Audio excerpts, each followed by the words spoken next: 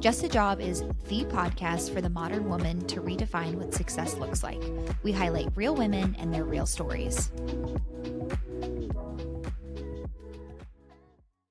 Hey everyone, welcome back to another episode of Just a Job. It's Ellen and Sarah here. Happy Monday.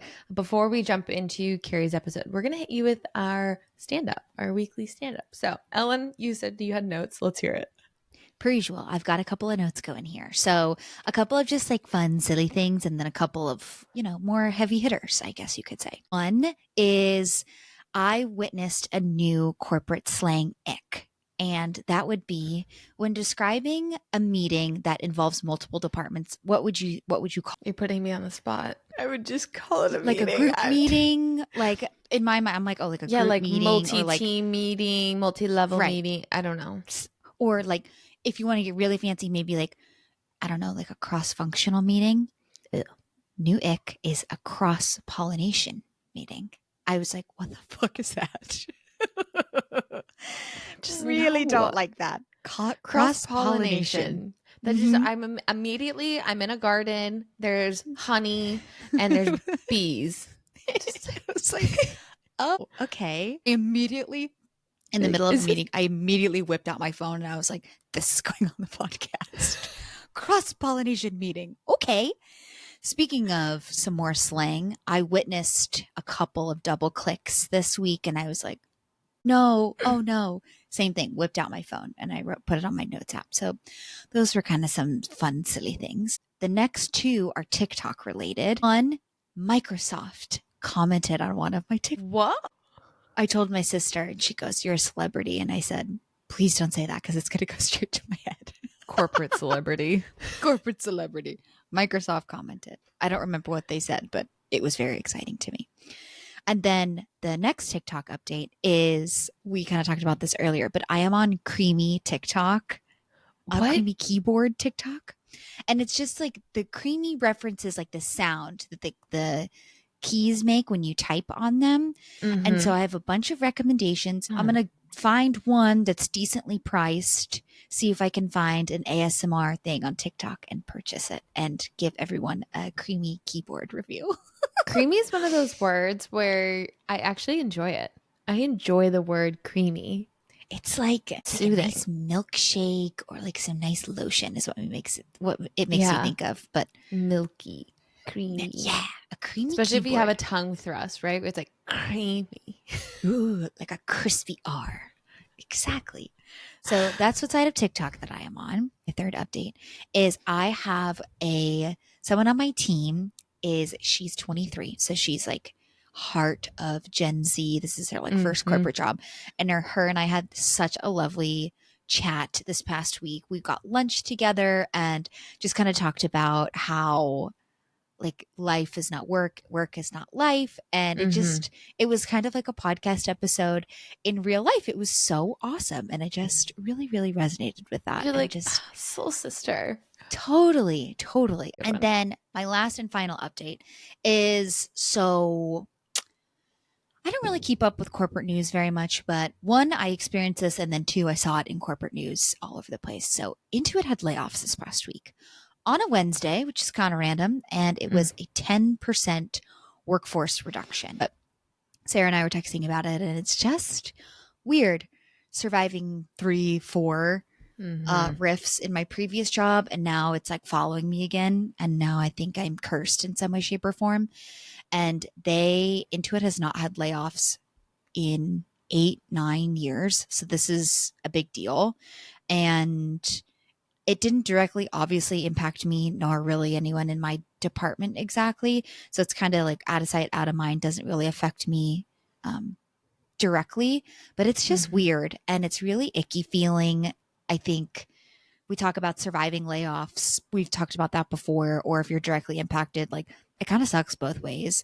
And so, yeah, it was kind of a weird work week this week, particularly being in office on Wednesday. Yeah, firsthand. Yeah, when they decided to make the cut. So feeling a little strange. There's some interesting articles floating around as well, just kind of how the CEO is, I guess, justifying it. Do they have to justify it? I don't really know. But I know.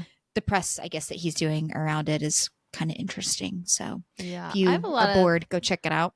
yeah, I have so many thoughts on that. Well, first off, Yeah. like the initial reaction was like, how is Ellen doing? Because I imagine after going through that, it just like strikes a chord. There's some rawness to it, whether it affects you or not, because like there's a Yeah. chance that somebody that got laid off was maybe somebody you worked with or whatever, but Yeah. also too just from personal experience of having going through the, you know, around a guillotine and just getting the axe. Like Yeah.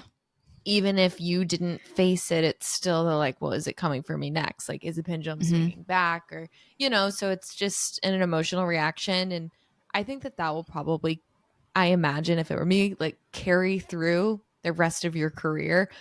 You Yeah. can talk to anybody that's experienced any sort of round of layoff, whether it was a year ago, 10, 15, 20 years ago. Like, that is a very raw and exposed feeling. So I imagine that this week was strange for you. But it's just like you have 10% of these people. There's 1,800 people that you just laid off, and you're playing games and saying that 1,100 of them were because they didn't meet expectations. And it's like, then why did you hold on to them for so long? Like, and why did you have to give them the mass boot? I mean, if anything, the one positive is that, yeah, they're getting like a really awesome severance package, but now they're on their ass and now they have to go Yeah. find a job elsewhere, and they're carrying the stain that you're saying, oh, it's because of performance. Like, shame Yeah. on you. No. And I think one article that I read, and you don't have to like speak on behalf of it, but it was like, these aren't completely empty seats. Like, they're being refilled basically with AI people and whatever. And I was just like,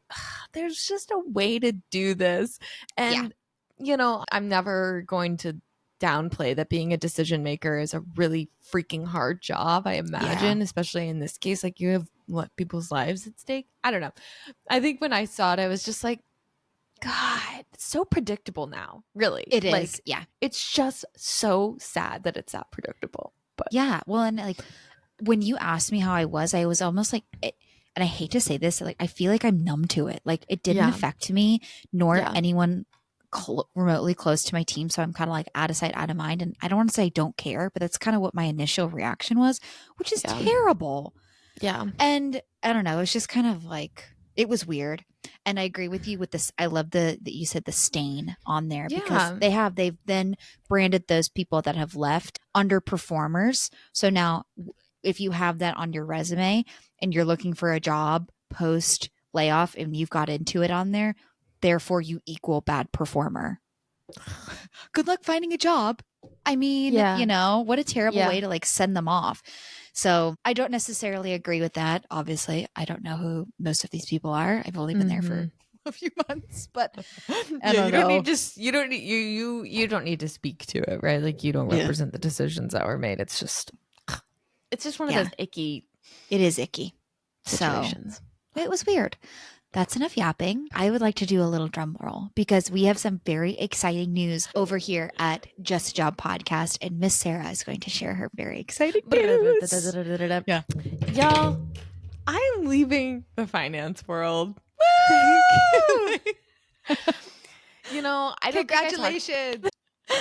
I don't think I talked about it a ton. But yeah, it was interesting. Very much a situation of getting thrown into something, thinking, oh, I'll learn a lot, and I definitely learned a lot. But I'm happy to say that I am no longer a part of it as of today. I should have a margarita in hand or something You fun, should. but Yeah. yeah. Anyways, but yes, I am moving on to LTK. I'll be a creative project manager, so I'm very excited to get into that world, back into marketing, back into a creative space. Yes, so all exciting things, but that leads me into, I have 3 things to talk about. One, if you work in HR or any sort of managerial position, often uncomfortable yet required, please have an exit interview. I'll leave it at that. We need a gavel. It grinds my gears. It's like, this is an opportunity for someone to be pretty transparent about either why they're leaving or why they chose not to stay, and you're just don't want to hear it. I get it. That's fine. If you had a sentence to deliver on an exit interview, what would you say?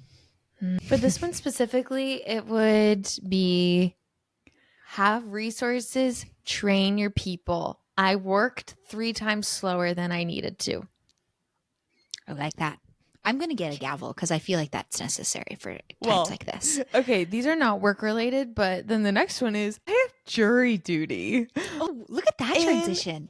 I simpatico. I am so excited. Have you ever been on jury duty? No, but I didn't think you were going to say that you were excited to go on jury duty. Oh, Tell me more. I don't know why I'm excited. I think it's just because I'm like fascinated by it. But I'm really hoping that it'll actually be quick because then my next thing is my mom's in town next week. That's going to be so nice. Yeah, so the timing of it worked really well of like leaving the job, having a week off. I am serving on jury. My mom will be here. It's going to be what a wholesome week. Yes, I'm just hoping that it's really not like a bad case because then I'll just really be like screwed up in the head for a bit. I'm just hoping it's like somebody was an idiot and had a parking violation for one too many times, you know? Or like hope you have some sort of bias to whatever the case is so that you'll get dismissed. Also, agreed. Like me, Agreed. I'm out of here. Me. Wow. Yes. New job, jury duty, hanging out with your mom. Honestly, fabulous. Pretty solid week. But that sounds nice. It's Monday. Let's get to the meat of this episode. Today we're meeting with Kari. We'll give the whole spiel, but it was so great catching up with her. She's a fellow Wildcat. Talking with her is just so, I don't even know how to describe it. It was like talking with a friend that you hadn't talked to in a really long time. But everyone enjoy your week. Enjoy Kari's episode. We'll see you over there. Hello, welcome back to another episode of Just a Job. Today we are with Kari Porter. Kari is the Associate Director of Communications at Scout Lab, a purpose-driven creative and communications agent. In this role, she works with startups and challenger brands in human and planetary health. Ooh, I'm excited to hear about this. Kari is a published writer on topics including LGBTQ plus representation and communication strategy, and an advocate for survivors of intimate partner violence. She also serves as a mentor with StartOut, advising LGBTQ plus startup founders on their communications and marketing. While born and raised in the Midwest, Kari is currently traveling the country with her physical therapist, fiance, and their 2 dogs. Kari, welcome to the podcast. Thanks for having me. Excited to be here. Oh my gosh. We are so happy to have you. Yes, it's been a long time coming. Some background on Kari. She went to K-State. Woo, go Cats. Yes, go Cats. Go Cats. And had a lot of classes together. And I don't think we were ever like on any projects together, but we probably sat next to each other. Totally. And connected via LinkedIn, obviously, as one does. And probably just like watched each other from afar. And then when we launched the podcast, you sent me a really nice note about it, about listening. And we got a chance to chat and connect. And it was one of those situations where I was like, damn, why didn't we like get the chance to meet sooner? You know? So this is always that way. It's always that way. So this is your reminder, I guess, to like reach out to people on LinkedIn. It's always good to connect.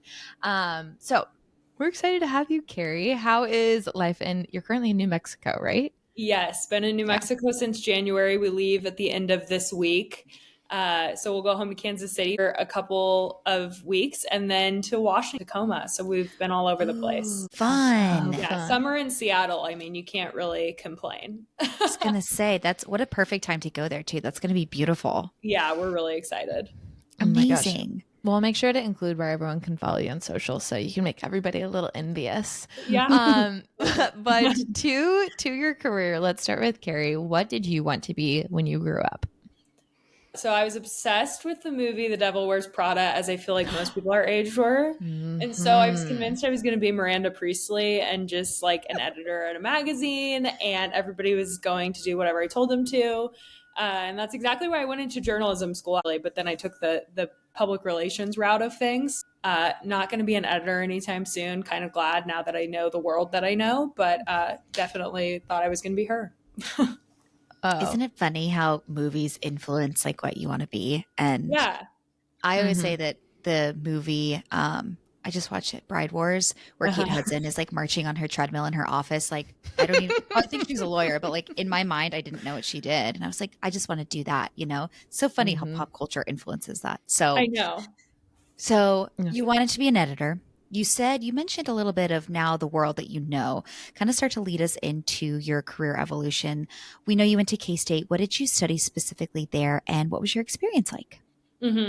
I studied German mass communications. My background, or my, I guess, focus was public relations. And then I also had a second major in international studies. I studied abroad in high school. So I was like super into travel and thought I wanted to do, work in international affairs, all these things that I never ended up doing. But anyways, went to K-State, then graduated from K-State, went home to Kansas City, and got a job right out of school at an agency in Kansas City. And I was there for 5 years, the first 5 years of my career, which I think is unheard of at this point. Like, people typically don't stay at agencies that long. So I was there for 5 years, and then I transitioned to the role that I'm in now at Scout Lab.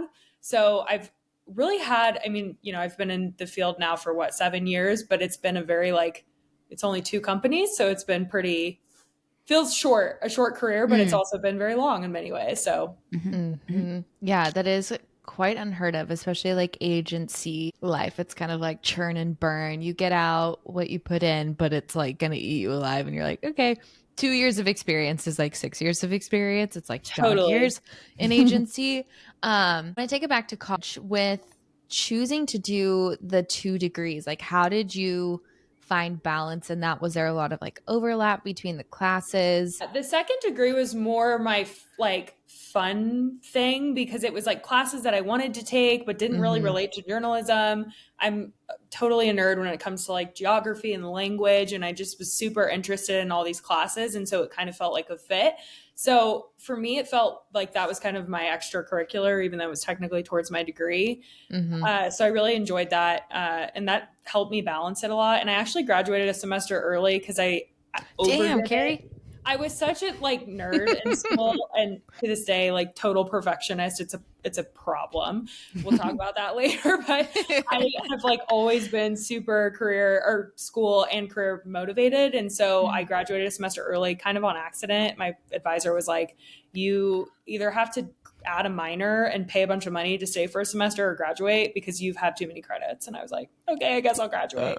Snaps for you. Congrats. That's so awesome. Yeah, seriously. Yeah, well, I sound like a nerd when I say that, and I don't reflect on it too much because I was actually pretty sad that I had to leave early, but it worked out well. So, and Totally I got a true. jump start on finding a job, which was nice. So, Yeah.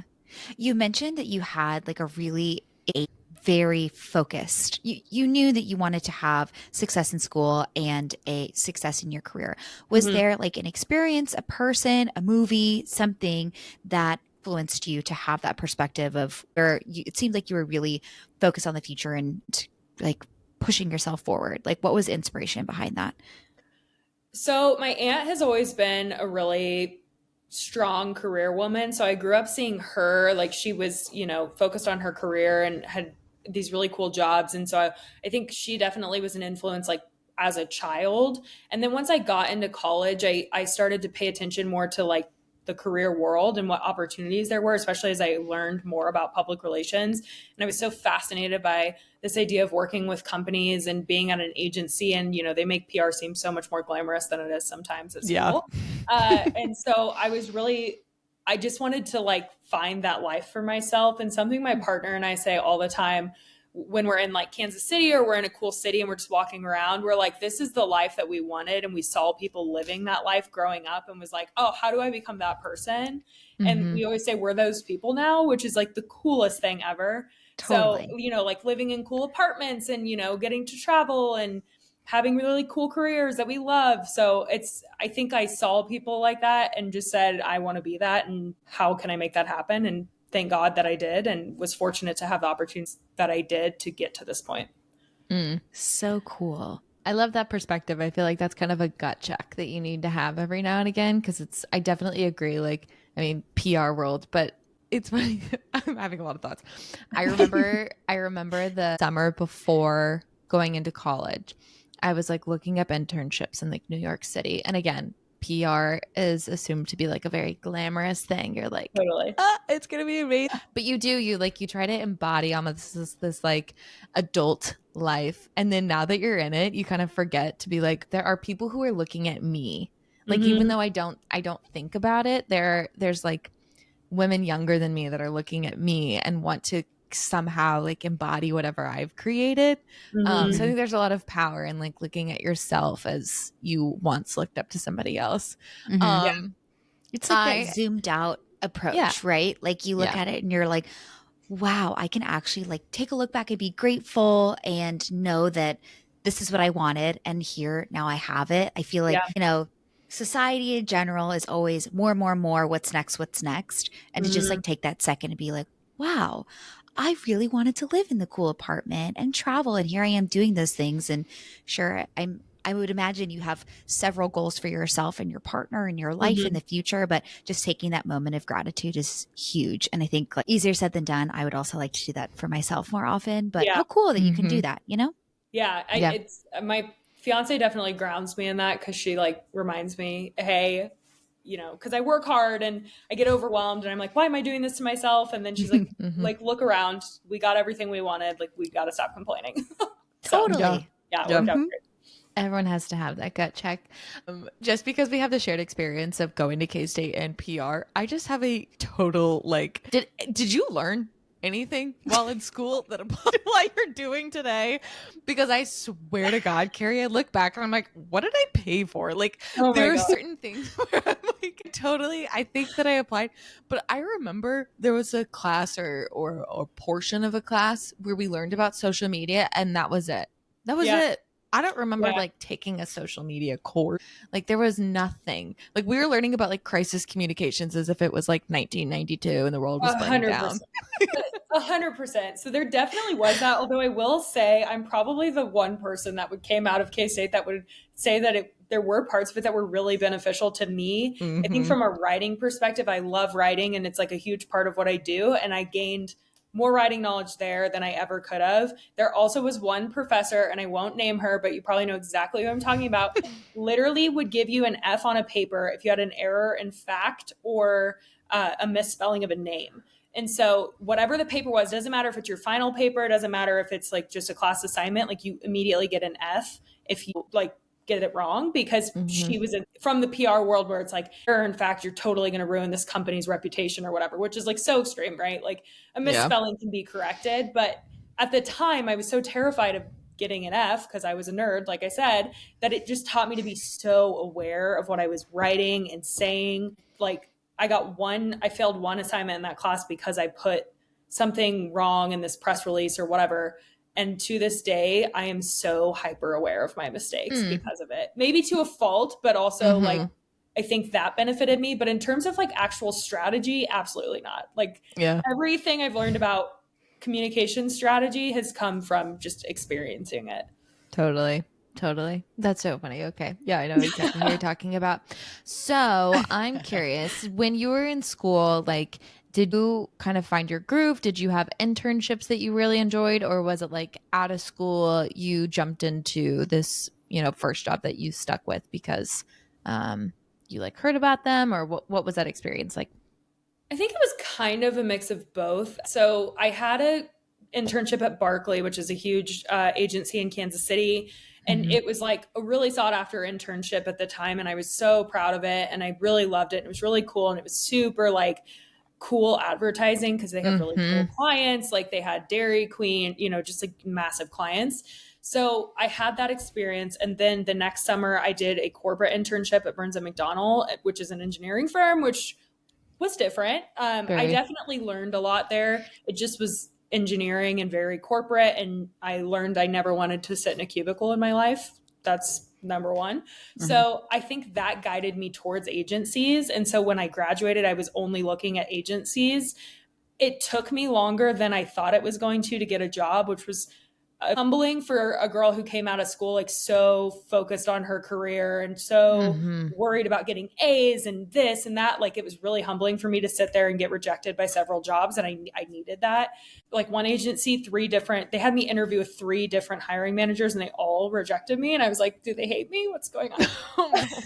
Damn. But then That's in retrospect, intense. like I would have never wanted to work at that agency. I just wanted a job. But the way that my first job it honestly kind of fell into my lap after several months of like reaching out, sending my resumes to people. They had heard about me through somebody else, like had passed my resume to them. it worked out so perfectly and it ended up being the perfect job for that point in my life. But at the time I was like literally desperate. I was like, I just need a job because I'm literally laying on my aunt's couch because I was living with her out of college, laying on her couch crying because I just got another rejection. And she was like, you got to get a job. So just get up and figure it out. So, and it was super helpful to me, but yeah. Oh my God. The job experience. Well, especially like for you, right? You have all the success in college, you graduate early and you're like on top of the world, right? Like, I Yeah. got this. I'm ready for the next step. And then you can't find a freaking job to save your life. Like, Yeah. talk to me a little bit more about like what your strategy was and if you have any advice for like any new grads because it's coming up on that It's job time. Mm-hmm. And I mean, I remember the same thing, like looking for jobs. And I even went through a career transition recently. And I feel like kind of no matter what stage you are in your career, any job is freaking hard. Yeah. So talk to me about what that was like as someone who was very successful in college trying to find their very first job.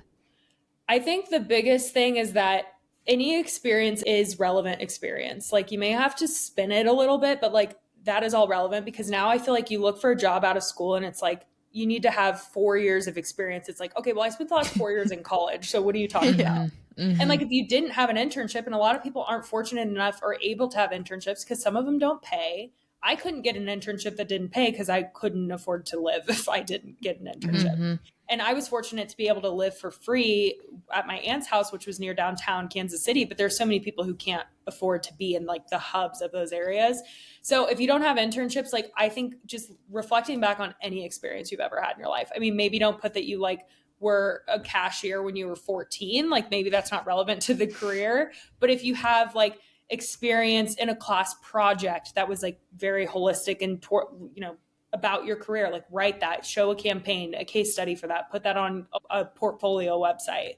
Like my portfolio when I graduated was all stuff that I had either like I had written, but then it was under somebody else's byline, or it was a class project that I uploaded to my portfolio because I was like, this is still relevant. It's still work. So I think just thinking about the experiences that you've had, and even if they're not necessarily like a job, how that can be relevant to whatever job you're applying for. And then the other thing too is I think I was so scared of not getting a job that I settled for the first one that said yes to me. Although I will say it turned out perfectly and it worked so great and I really enjoyed my time there. I didn't negotiate my salary. I literally just was like, yes, oh my God. In fact, I think I sounded so enthusiastic that he was the person who gave me the job was like, calm down. Like, what's going on? I was like, please, oh my God, yes. And I didn't negotiate. I didn't ask about benefits. Like I just got the job and was like, this is fine. It worked in my favor because I was able to negotiate my salary higher over the time that I was there. But if I had not, like, if I had been in a worse company, like it could have ended poorly. I would have not known anything about my health insurance. I wouldn't have had like until I got the job, right? And then it's like I'm already in the job. So then on the flip side of that, if you find yourself in a position, you're like, God, this sucks. Like I always tell myself I can do anything for 6 months. There are other jobs out there, but you don't have to stay somewhere. Like if you need an income, totally get it. Stay there until you find your next source of income, but you don't owe the company anything. So that was like three really long pieces of advice, but No, but so valuable. I'm really thinking about the salary negotiation because I didn't negotiate my salary for my first job. Like I was you're like, oh, same thing. thank I was you. like, yes. Oh my God, someone wants to pay me money. I'm not going to Exactly. think twice about that. Now, of course, we all know better and we're always going to negotiate. Also thinking about like the confidence level in someone and trying to, there's no way 22-year-old me would feel confident having a conversation with anyone in a in a professional situation to where I'd be like, actually, can I have a little bit more, please? No way. I would not feel comfortable the to do that. networking can happen like within your classmates because I remember I got my job and I was walking back home with one of the classmates, like a PR student, and we were talking about our jobs and like PRs are like journalism, mass communication. I remember senior year, like my friends that were in engineering, like kind of those like bigger degrees in terms of like more people, they got hired, they got jobs like in The summer, October. or the Yeah. summer before. Or the summer before. So they're like sitting pretty the entire senior year. And I remember I had an internship and I like was like, oh my God. But I don't think I got my job offer until like April. It was insane. And I remember I was talking with one of the classmates about it and we were like sharing, some things, and I don't know how or why, but we talked about salary, which like go us because we were 22. Yeah.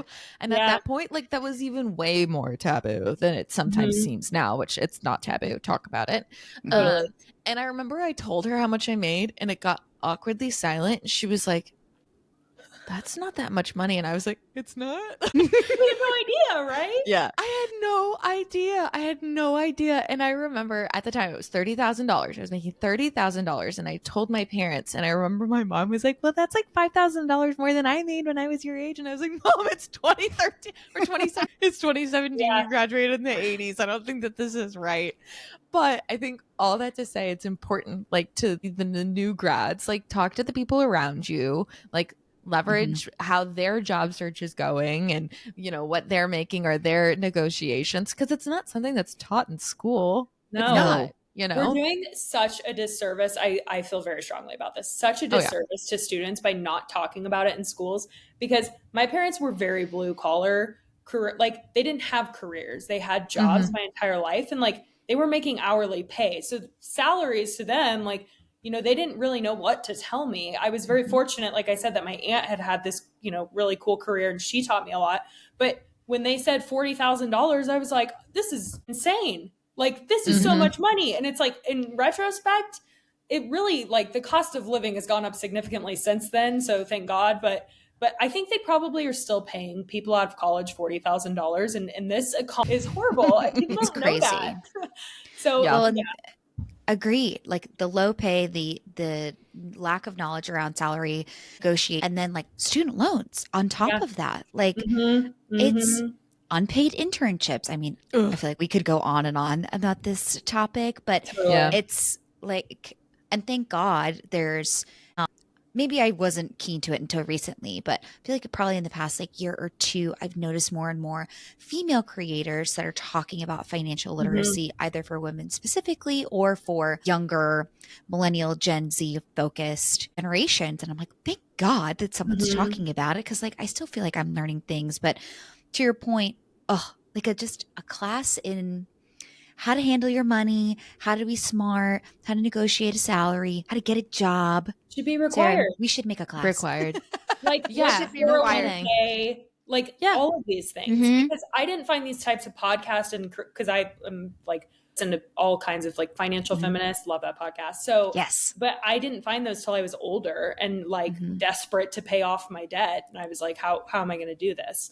And also like people don't teach us that debt is like having student loan debt like that can be avoided. I mean, it can't be avoided in some ways, but it also can be avoided. But people just don't know that. Like my parents didn't know college, like how to pay for it. So they just were like, take out as many loans as you need. So then I came out of school with all these loans and I was like, what am I supposed to do? Which thankfully I was able to pay them off, but like not everybody can because it's just an impossible scenario. Yeah. Totally. It almost feels like you do what you're told. You're going to school and you're getting that higher education. And then there's just like all these slaps across the face. All right, now stand up. Yep, I just punched you 4,000 times, but like, go get a job. This is so fun. I love 100%. Adulting. Yeah. So you're in your job for 5 years. Did you ever like in that, falter or like look for a different job, or were there like any experiences that you were like, okay, I need to get the boot. I need to go. Yeah, I think that there were, but it took me until I had a big life transition where I was like, okay, I have to find a new job, because there were opportunities where I'd like, had recruiters reach out to me on LinkedIn or whatever, or a friend of a friend knew of a job or whatever. And I would like, and they would maybe give me an offer, but it just never felt like I didn't have a reason to leave. And I felt at the time like I owed my bosses something, which is a whole other topic. But so I was so naive to like the whole transitioning jobs. Also, when you get in a career for 5 years right out of school, you get stuck. Like you just don't know because then it's do I have to repeat everything I had to repeat when I was 22 and could barely find a job? So we decided we were doing travel physical therapy, and I was like, I can't work this job fully remote because they had started requiring people to come into the office.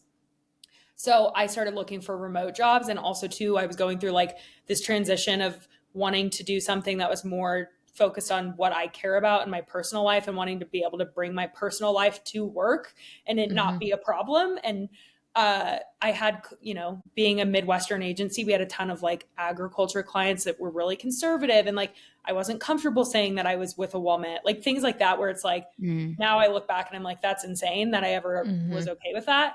But I was like, I need to find a job that fits my life, both my lifestyle of moving around and also my life of like, this is who I am as a person. And so I think that like us deciding to travel was like the catalyst that I needed and to finding a job. But there definitely was like conversation that I had throughout my career with other people of like, maybe that's an opportunity. I just needed a push out the door, basically. Yeah. Good for you for realizing that the job that you had was no longer serving you and it was not conducive to you and your lifestyle. I feel like so many people get stuck in a job where it's advantageous, it gets you money and it gets the job done, but it's not supportive to you and your lifestyle. And then you can either make a change or you can wake up one day and all this time has passed you by and you're like, what the hell have I done? And why didn't I make a change earlier? So good for you for recognizing that and looking to actively make a change. So it's Scout Design. Is that the name of the agency you're with now? Scout Lab. Okay. Yeah. Talk to me about how you found them. Did they seek you out? Did you find them? How did that come to be? It fell into my lap in a very beautiful way. So I was on LinkedIn and I was just applying. They have that like easy apply feature. I love it. People throw fits about it. I think it's great. I'm sure on the hiring side, it's horrific because then you're just getting all kinds totally. But because I knew that my resume was good for this position, I was like easy applying. And I think it might have been an easy apply, maybe not, but I went through LinkedIn either way. And they reached out pretty immediately, but it popped up and I was like, this is too good to be true. Like, are you kidding me? Like they were working with clients in women's healthcare and doing really progressive work and sustainability. And I was like, is this my dream job? This is insane. It's also travel. And it just worked out. And I interviewed with them and I just really vibed with them. It's a really small agency. I came from a small agency of like 30 people. Now we're like 6 or 7. So we're like really small, but we have some really incredible clients. And so it just worked out that I saw their LinkedIn post and I was like, this is crazy. And I applied and here we are. And I'm still here and I love it. And I have zero complaints. And I'm so thankful for that job being where it was when I needed it. It was like kind of a, like from above moment where you're like, how did this meant just to happen? be? Yeah. Because I was getting so burnt out. I was applying at that point, I started applying for jobs that I didn't even want because I was like, I just need something temporarily while we're traveling that I can do remote, but it worked out. So yeah, I think that this is the perfect example of like, yeah, it is just a job, but also too, it's 40 plus hours of your life where like it needs to align with what's important and what's a priority in your life. Because it's easy to just be like, oh, it's a great paycheck or like it's, just like an easy job or whatever. But this is like so much of your time that it's important to have. And maybe that's what like that person's priority is, right? So like it comes down to just what's important to you. And if it's like a big friction point, like something's got to change. Yeah. So you definitely like should be proud of younger Kari for at least like recognizing that and making the steps to change it. And if anything, like the kind of serendipity of the finding the new job where it was just kind of smooth sailing is almost just like good karma being delivered back to you for like the kind of shitty experience that you had when you were first applying for jobs and then, the potentially shitty experience at your first agency. I'm sure it wasn't entirely shitty, but just the moments. There were definitely moments. Yeah. Yeah, no, We've it talked worked about a out few of great. those. The friction point too was it just was becoming something where I was coming home and I'm like, I'm just making rich people richer and I'm not enjoying any part of it. Like I'm fine helping people make money, but I want that person to be in a marginalized community. I want them to be helping a marginalized community. I want them to be advocating for like whatever it is, but I cannot work with another oil company, for example. Like it just can't do it. So that was, and it was like exhausting to me because I was also volunteering in my free time. And I was like, why am I not doing something that's benefiting people who need it in my, like when I'm working 40 hours a week. So I just couldn't do it anymore. And I was like at a breaking point and it wasn't the agency that pushed me away. It was just the types of clients that we were working on that I just couldn't do anymore. Yeah, that's fair. Speaking of your clients, what was that like transitioning from working with clients that you were not super passionate about to working with clients that are like in alignment with your thought process, your lifestyle, etc.? What was that like of the not so great to the like rainbows and unicorns almost? It was incredible. Frequently find myself on calls with people that I'm like, how did I get in the room with this person? This is the craziest, coolest thing. Like human rights lawyers that you're like, you are insane. This is crazy. Mhm. I fangirl on calls where I'm like, okay, Kari, calm down, stop, weirdo. But also too, it was hard because I was so committed to the work that I was doing that I was like letting it take over my life a little bit. And it also takes over my life because what I do every single day is so embedded in politics and the news that I can't escape it. So there is like an overwhelming aspect of it too. So it's like kind of having to gut check myself of like, okay, I need to like shut my laptop and take a moment, or I need to not watch the news or read this news article today because I've already dealt with that like in my day. So it's definitely like a double-edged sword. It's incredible. I feel so fortunate, and I feel like the work that we're doing is actually making like a positive change in the world. But at the same time, it's very draining, like mentally sometimes. Yeah, that's leading into my next question, or that's the thought that I had, because I think there's this like balance of like, okay, my job is just a job, like I can turn it off when I Mm-hmm. leave and I can like worry about myself and the things in my personal life. But with this, because it's so, there's like, you have such an emotional connection to it, it doesn't Mm-hmm. make it easy to like close the laptop because like the work never stops.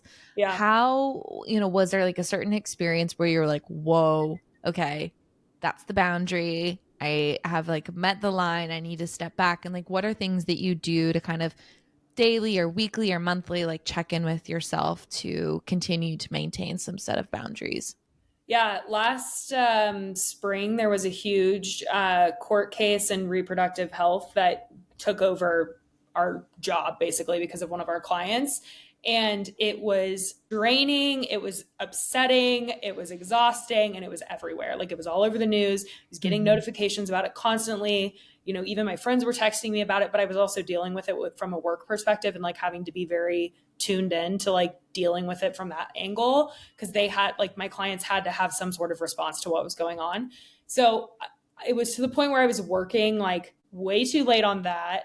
I was also trying to pay off my student loans at the same time. So I was doing some like side stuff, like unrelated to this job, but side stuff. And so then that was taking up more time. And it was just getting to the point where I was like so drained at the end of it's 9 o'clock and I'm still on my laptop and I'm like not a human to my partner. Like I've not talked to her all night. She's made dinner every single night. Like I felt horrible. And I was like, I need to go back to therapy because what is going on? And I need to talk to my boss because I cannot keep doing this. Thankfully, it was a moment in time because it was such a just like a very explosive moment in that area that we were working in. But it trickled down into other aspects of my life where I was just getting too involved in everything that I was doing work wise. So I finally like took a step back, started going to therapy, talking about it in therapy. And then also just talking to my boss and being more open, like, hey, I'm drowning, or I am so emotionally invested in this that like I cannot take on one more thing right now because I'm just overwhelmed mentally, whatever it is. So, and they were super receptive to that. My agency is incredible about that. So it was probably a period of like 4 months where I was just going through that, of like trying to transition out of that and just having to like teach myself to not be online all the time. Like, and it started as small as like not checking Slack when I woke up in the mornings, because that was like, I would start my day reading my Slack messages. And then I'm like, why am I doing this to myself? And then I would go to the gym and I'd be thinking about work, and then I'd come to work and think. And so anyways, so I stopped checking my Slack messages in the morning. I started muting my, emails from my phone, not reading them, things like that. And that helped a lot. But I'm in a position now and in a point in my career now where I'm way more comfortable just like shutting my laptop and like letting it be. But it took a lot of mental and just hard work to get to that point. I feel like people go through some sort of hardship or something that's difficult in their career evolution, right? Like the example that you just gave, and how in the moment you're like, you're in the trenches and you can't see a way out of it. And then you crawl your way out and you figure it out, and you have learnings from it. And I think it's it typically happens earlier in a career where you have some sort of, oh shit, my job is my life and my life is my job. I have to separate these two somehow, some way. But I love the little tips that you gave, like literally just turning off a couple of notifications on your phone. It's literally a 2-second action that you can do that can save your mental capacity in such a huge way. Totally. Because one Slack message can throw your whole day if you read it at 7 a.m. with no context, right? You're not online. You're just reading this message that looks frantic and urgent, but you don't know what's going on. Like it would send me into spirals that I was like, I cannot get out of this. So I've got, and thankfully too, like I've paid off my student loans and I'm, able to focus on my life outside of that, but it took a long time and I'm glad to be here now. Yes. The other side of it. It is. It's like, it's one of those things where you have to stand up for yourself, because by not, like, it's just this hole that you continue to like bury and bury and bury. But I do think a lot of that stems, and this could be probably a topic of conversation for either a therapy session or something, but it's like, it's this like, I think there's a lot of similarities in the three of us where it's like we just kind of have this like just like hunger to like achieve. And Kari, what's your Enneagram type?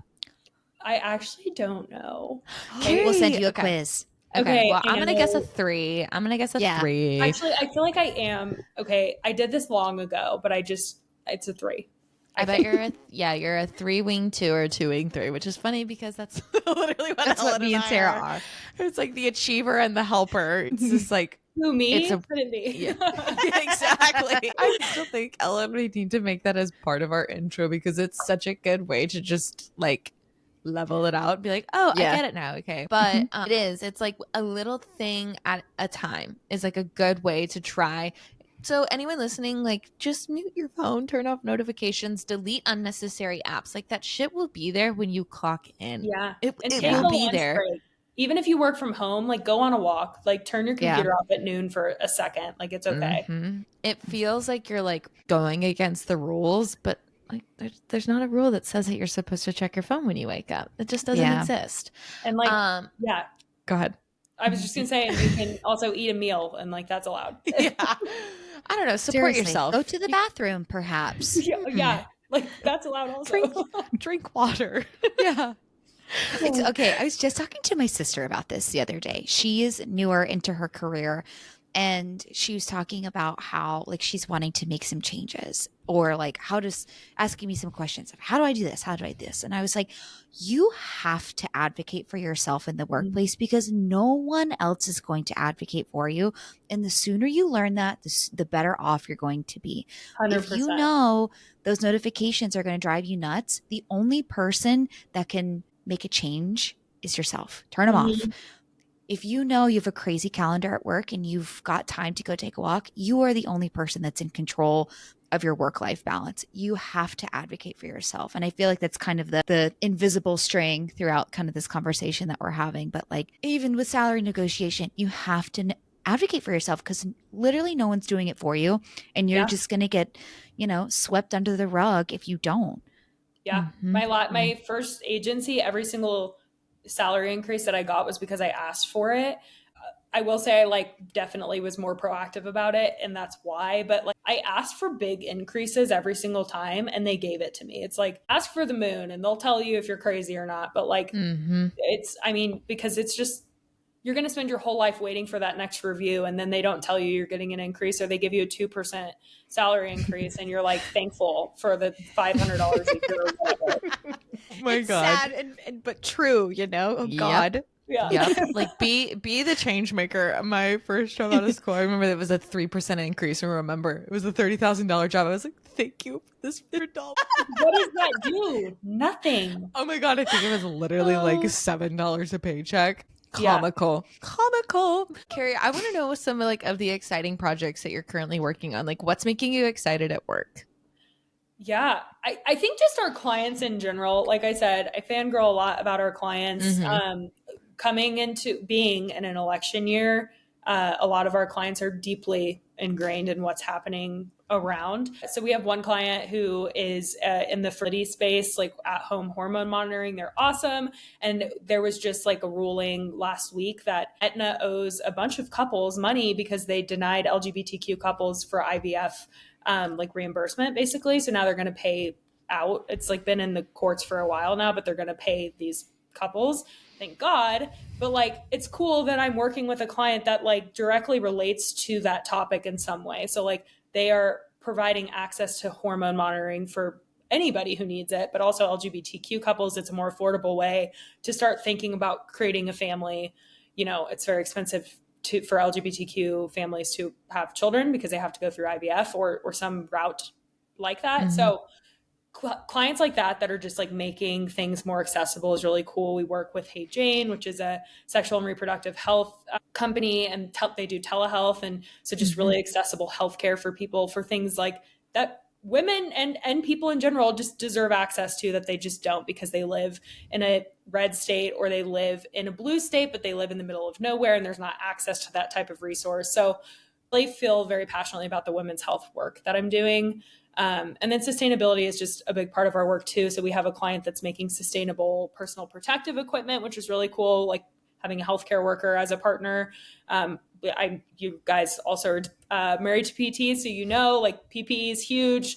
Even like especially post pandemic, it's so important. So that's really cool because it's also really important, but also filling the oceans with waste. So this is an alternative to that. So just really cool clients that I feel like are so important to like, whether they're going to make a massive impact on the world, who's to say, but like I'm having some impact on them, like on that business at an early stage in their business. And that's really cool. Yeah. Mission and purpose driven. For sure. Yeah. Amazing. Where are you hoping? Are you anchored here? It kind of sounds like you are. I feel like I know the answer to this question, but where do you hope to go in the next 5, 10, 15 years? Yeah. I don't know. So I feel very anchored in my career right now, or in my agency and my job right now. But, you know, things change, life changes. One thing, like we love travel PT. So like we'll be doing that for a while. So I need a remote job. I do want to grow in my career. So whatever place allows that for me would be great. But I do feel like moving forward, the next 5, 10 years of my career will be focused in human rights and like human health in some way, just because it's something I care a lot about, and have found that there are jobs out there that allow me to do that I did not know existed. Thankful for this career or this job for allowing me to see that. So big things are heading your way. I know they are. I hope. It only goes up from here. Kari, I see on Instagram or on LinkedIn that outside of work, you're working with a lot of organizations. You have a newsletter. Like, what are the things that are giving you energy outside of your full-time job? Coffee and I definitely I have to make time for it. My newsletter I started this year just because I wanted to be able to write about the stuff that I care about in like a fun way and without brands telling me like, oh, that's not our voice and we can't say that or whatever. So it's like a little bit unhinged, but news of the week. So if anybody's interested, but I love that because it allows me to like be more free in my writing. So I make time for it. So sometimes that means I'm writing it on my phone, like on a treadmill at Planet Fitness. It just, when I'm walking on the treadmill, because I got to make time to work out too. And I think it's just like, I combine a lot of things in my life to try to make room for them. So like I said, just like working out and writing that, or like I read it to my partner after I write it. And that's really a cool time for us to like talk about the news for the week or whatever. So just like integrating that into my life. And then also with the organizations that I volunteer for or work with, it's because I care a lot about that.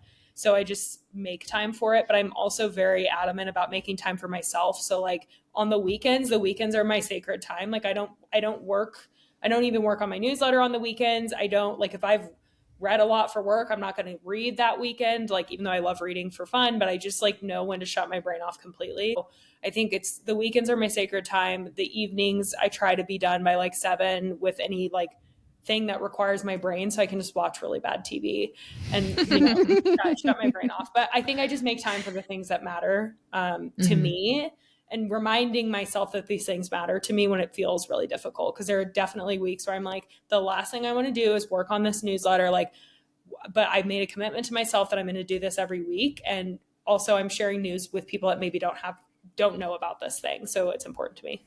Yeah. Mm-hmm. All right. One last question for you before we get into the big success question. But as you look back over your career throughout your success with school, what is like the best piece of advice you have ever received? Ooh, that's a good question. I think I've gotten a lot of advice throughout the years, and it's all fit very well in that moment. But I think the biggest advice that I've been told is like nothing, because we work in a field where everybody feels like everything's a crisis, like a reminder that it's not a crisis. Like sure, working in the field that I do, like with some of these clients, there really are like crises, their business or for the clients that they serve. But like me not responding to that email in 10 minutes isn't going to mean that that business is going to shut down or that this person's not going to get something that they need. Like just reminding myself that it's okay for me to take me time, and like that email will be there in the morning, that message will be there in the morning. And that's something I learned really last year when I had this like huge moment of like, oh my gosh, what am I doing? I was so overwhelmed. And I just had my bosses were just like, it's not the end of the world if you can't get to that email, or like if it's that urgent, like we'll figure out who can get to it if it's not you. So just like remembering that you are one person, you cannot save the world, and you also cannot single-handedly destroy something in the world. So don't freak out. Okay. This is not, I saw something earlier in here. I think you guys are going to like this. This is not to diminish the PR realm in any way, but I saw this phrase and it's like, we're in PR, not the ER. Yes. We don't have to respond to your email right away. And I thought it was so funny. It sounds pretty relevant to what you're talking about. It's so true too, though, because it's like, and I think about it with my partner all the time, because she comes home and she's like, I got this patient, Right. we may not make it. And I'm like, okay, well, my client is going to be perfectly fine if I don't respond to this email. So it's just like level setting that there are a lot worse things going on. And while the work that we're doing is extremely important to some of those really terrible things happening in the world, like it is one email, like we are a cog in a bigger machine, and there's other people running the machine, and it's not me, thank God. Perspective. Yeah, Definitely. Well, Kari, at the end of the day, how do you define success for yourself? I think success is the ability to live the life that I want and the life that is my life, like out loud, without having to fear repercussions in my career. So being able to travel and like make my life the most important part, and my work being a piece of that is really important. So I think when I found success in my career, at least up to this point, it has been the ability to be my full self when I walk into work, and to also shut myself off from work and focus on the life that I'm trying to build with my fiance, with my family, with my friends. Boundaries, I really like that. Yeah. I like that. Thank you. Let's head into some rapid fire questions. Ellen, I'll have you kick it off. with Sarah's favorite question. Kari, what is one thing you cannot live without during the workday? I feel like my answer is going to be what everybody else probably says, but coffee. If I do not have like what we travel in a car and we take the Nespresso machine with us every single place we go. It is not like, it is a rule. Ooh, I need Ellen. Nespresso. Yeah. I feel so passionately about my Nespresso machine, it's so much so that I couldn't agree more. Any other coffee, gross. Yeah. My coffee is the best. That's true. I feel very passionately about that. Go, Ellen. Okay. What is one way that you unwind after work? I think really bad TV is probably. Yeah, you said this earlier. What are your shows? Yeah. Okay, well, we'll watch literally anything. Like, I do not discriminate on TV. And some of the shows that I watch, I'm like literally embarrassed to tell people they're TLC shows. That's all I'm going to say. They're bad. But you've got some wild stuff. Yeah, very. And I'm obsessed. And like, I'll literally wait for the new episode to come out of whatever show and watch it. But probably like Love is Blind is really bad. Or like Selling the OC was the most recent one that we binged. Just watch that. Yeah. So all of those like bad Netflix shows, like, sign me up. Can I tell you a wild story that I haven't told anyone? Yes. We're walking along. We're in Bern, Switzerland. We're in the train station. It's raining, and I'm looking around going, okay, what are we going to do? I look over, and I was like, I recognize that guy. It was Cole from Love is Blind. Did you say hi? No, I didn't say hi. He like wasn't really a good character. I know you're looking what? him up. He was on the Dallas season where he was just like a little boy. He was so immature. He like said stupid shit and like everybody came for him. But he was in Burn at the stupid train station and I was like, Michael, oh my God. He's like, I had no idea who he was. And then we're walking along and I see him again, like at a different part of town. And I was like, this is wild. That's crazy. So anyways, I love, influencers in the wild. Good trash TV like speaks to my soul. Nespresso and trash TV, I guess, is what more do you the way need? to our hearts. Yeah. Exactly. Couldn't agree more. In your stint in the corporate world, what was one of your biggest corporate pet peeves? I You think can list several if you need. well, the list would be very long. Okay, probably, and this is like a more of a immediately post-COVID thing, but this like expectation that I was going to put makeup on for a Zoom call, or like, and the fact that like we had people calling us out for how we looked on Zoom calls, like it was not a good moment in time for that point in my career. Like they were like sending messages like, did you see this person's hair? Like just people in my agency were doing that. And we're like, oh my God. So that was like really a huge pet peeve for me. Cause I'm like, first of all, how do you know that I'm not wearing makeup? It's Zoom. And second of all, like who cares? Let me wear what I want. Like if I showed up into the office in like, you know, spandex shorts, okay, maybe say something to me, but like even then, leave me alone. Like, let me live my life. So I think probably just like dress codes and this expectation that like I'm not going to wear appropriate clothing for the like I meet the moment. It's pretty obvious. So yeah. Oof. I know. Like this is a waste of time.